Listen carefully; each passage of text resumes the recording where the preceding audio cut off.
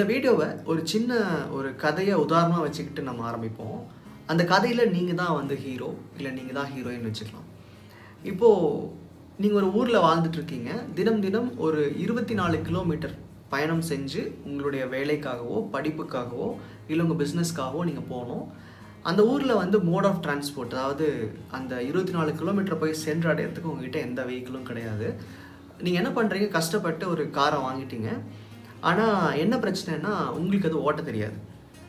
So உங்கள்கிட்ட car இருக்குது, daily 24 hours travel பண்ணணும், ஆனால் உங்களுக்கு ஓட்ட தெரியாது. நீங்கள் என்ன பண்ணுறீங்க, ஒரு டிரைவரை ஹையர் பண்ணுறீங்க உங்கள் ஊர்லேருந்து.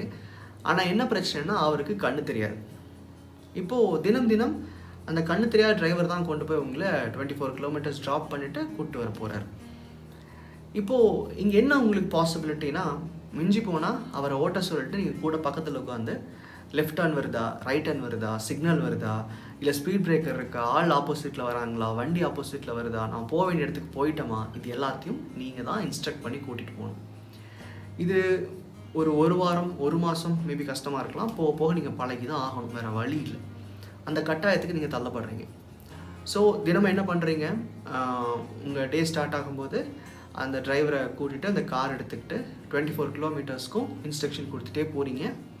அங்கே உங்கள் தேவையான இடத்துக்கு போய் சேர்றீங்க. இதுதான் உங்களோட டெய்லி வேலையாக இருக்க போகுது.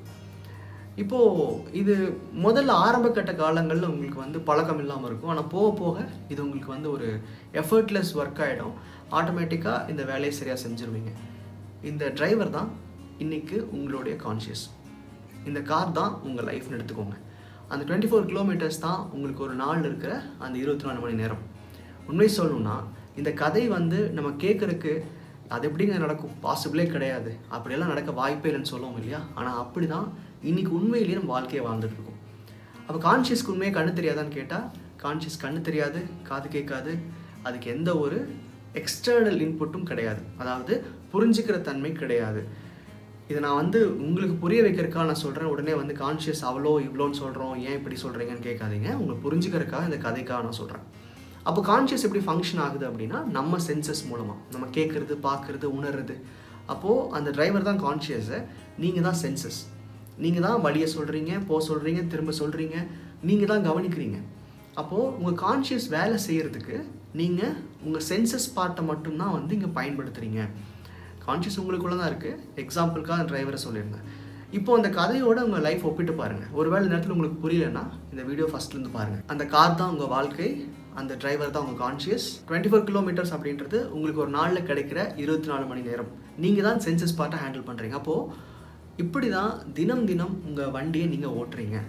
நீங்கள் என்ன பார்க்குறீங்க, நீங்கள் என்ன புரிஞ்சுக்கிறீங்க, நீங்கள் என்ன பேசுகிறீங்க, நீங்கள் யார் கூட பேசுகிறீங்க, என்ன புத்தகங்கள் படிக்கிறீங்க, இதனுடைய விளைவு தான் இன்னைக்கு கான்ஷியஸ் எந்த டைரெக்ஷனில் போகுதுன்றது இருக்குது.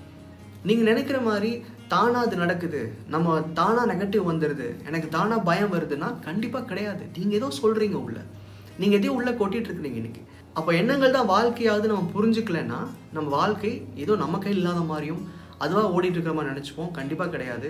அந்த கண்ணு தெரியாத டிரைவருக்கு நீங்கள் தான் தினம் தினம் வழிகளை சொல்லிகிட்டே இருக்கிறீங்க. நீங்கள் சரியாக சொல்லலை, நீங்கள் சரியாக கவனிக்கலை, நீங்கள் சரியாக பேசலைன்னா அவருக்கு புரியாது. ஒன்று அந்த பஸ் எங்கேயாவது போய் இடிச்சு நின்றோம், இல்லைன்னா அது தான் போகிற போக்கில் எங்கேயோ போயிட்டே இருக்கும். நம்ம வாழ்க்கை இன்றைக்கி நம்ம கண்ட்ரோல் இல்லை அப்படின்னா நீங்கள் சரியாக டைரக்ட் பண்ணலை, உங்களோட இன்புட் கரெக்டாக இல்லை, உங்களுடைய அந்த கம்யூனிகேஷன் வித் யுவர் கான்ஷியஸ் வந்து சரியாக இல்லைன்னு தான் அர்த்தம். இதை இன்னும் தெளிவாக புரிஞ்சுக்கிறதுக்கு அந்த கார் எக்ஸாம்பிள்லேயே ஒரு சின்ன ஒரு ஐடியா சொல்கிறேன். நீங்கள் உங்கள் டிரைவர் ஓட்டிகிட்ருக்காரு, நீங்கள் ரோடை பார்த்து சரியாக இங்கே போகணும் அங்கே போகணுன்னு சொல்லாமல் திரும்பி உட்காந்து பின்னாடி வர பேசஞ்சர் கூட பேசுனீங்க என்ன ஆகும்? சைடில் இருக்கிற போஸ்டர்ஸை வேடிக்கை பார்த்தா என்ன ஆகும்? கையில் மொபைல் வச்சுட்டு பார்த்துட்டு இருந்தால் என்ன ஆகும்? அவர் எங்கேயாவது கொண்டு போய் இடிச்சிருவார். இதே தான் நம்ம லைஃப்பில் நடந்துக்கிட்டே இருக்குது. அப்போது நான் என்ன சொல்கிறேன், அந்த 24 கிலோமீட்டர்ஸ்க்கு மட்டும் கரெக்டாக ஃபோக்கஸ் வச்சுக்கோங்க. இன்றைக்கி 4 நாள் 5 நாளைக்கு அது உங்களுக்கு கஷ்டமாக இருக்கும். நான் தினம் தினம் இதை பண்ணணுமா? ஆனால் ஆமாம், அப்படி தான் பண்ணி ஆகணும். ஆனால் நீங்கள் அந்த வழியை புரிஞ்சுக்கிட்டீங்க, இந்த இடத்துல ரைட் எடுக்கணும், இந்த இடத்துல லெஃப்ட் எடுக்கணும், இந்த இடத்துல வந்து ரோடு வரும்னு புரிஞ்சுக்கிட்டிங்கன்னா நீங்கள் அங்கே பார்க்காமையே கூட உங்கள் வழியை சொல்லிட முடியும். அப்போ என்ன சொல்ல வரேன்னா, this becomes a practice. Life long இப்படியே நீங்கள் வந்து எந்த ஒரு சந்தோஷமும் இல்லாமல் எல்லாத்தையும் ஃபோக்கஸ்ன்ற பேரில் உங்கள் கோலே கவனிச்சிக்கிட்டு அப்படி இருக்க சொல்லலை.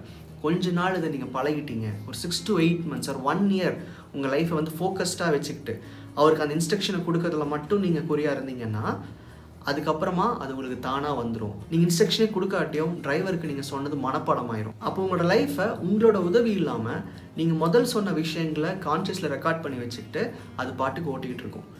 இதை நீங்கள் புரிஞ்சுக்கிட்டிங்கன்னா வாழ்க்கை ரொம்ப ரொம்ப ஈஸி.